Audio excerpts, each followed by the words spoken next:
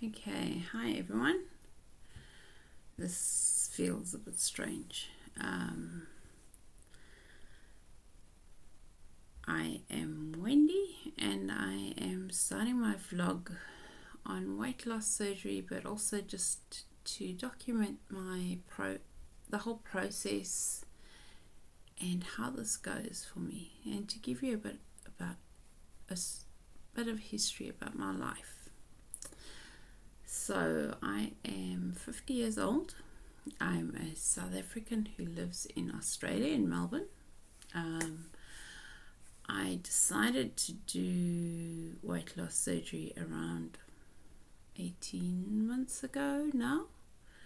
I have a esophagus condition called achalasia, for which I had surgery around 10 years ago. Basically what that is a swallowing issue, and because of the previous surgery on my esophagus, it means that the surgery, if I have bariatric surgery, it's a revision surgery. It's not first time bariatric surgery. I wasn't even certain that I would be able to have bariatric surgery, which is why the process has taken so long. The surgeon that I am going through had to find out whether it is possible for me to have surgery, and they're not even 100% sure that it is possible until they go in to see, once they start the surgery, they'll only know exactly what the process is that they will follow. They're confident that they'll be able to do something, they're just not confident on how they'll be able to do it. So my surgery was originally scheduled for the 28th of January. So historically, I have always struggled with my weight. In my mind, I've always struggled with my weight as a child. If I look back at photos, I am not overweight, but I have recollections of being overweight, being bigger than my similarly aged cousins, always being the biggest one in the group of my friends. I was always taller than everyone.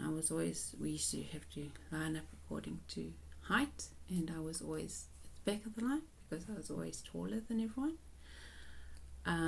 So I always judged myself harshly in that space. I got married when I was 21 and had my eldest daughter is now 27, and then a 25-year-old daughter, and then I have a almost 22-year-old daughter.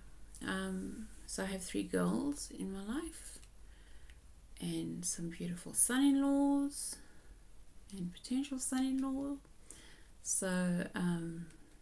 and a beautiful granddaughter, and a wonderful husband who loves me regardless of my size. So I recently probably 4 or 5 years ago, managed to lose 50 kilos using the Optifast diet and medication. But as soon as I returned to a normal diet, the weight packed on again. And then being in lockdown and slight depression, and eating for comfort definitely didn't help the weight issues that I have. So I found that I was very close to my original weight again, which is why I started considering and researching bariatric surgery. So, which is what has got me to this point. I have discovered a whole lot of vlogs online, and they've been very helpful to me. Number one, realizing, watching people go through the whole process themselves, even though some of it is the insurance process, so it's not exactly the same, but the mental process and preparing for surgery, before the surgery, but also after the surgery and during the surgery and after the surgery, and just realizing that some of the struggles are similar. So I'm hoping that this will be useful to someone. So, as I mentioned, my original surgery date was the 28th of January, but because at that stage Melbourne was in lockdown, all elective surgeries were cancelled. My surgery was also cancelled, and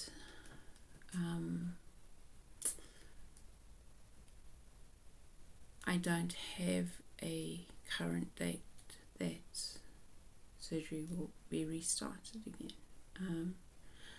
I started pre-op on the 1st of January. My surgeon requires 2 weeks of pre-op, but I decided to do 4 weeks of pre-op, just to make sure that my body was in a good, as good a place as it could be for the surgery. But then the first couple of days were pretty ordinary. But then when the surgery was cancelled, I was already in ketosis, and I decided to carry on and see how long I could continue with the pre-op. So I've got a video that I took just as I was starting the first day of surgery, which I'll pop in as well, and also a couple of body shots. The 1st of January 2022, but so my original starting weight was 147.5 kilograms. So I'm 167 centimeters tall.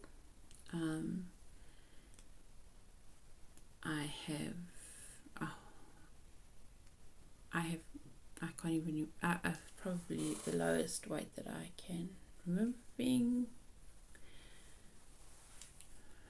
is 98 kilograms, and that was a few years ago when I lost that 50 kilos on OptiFast.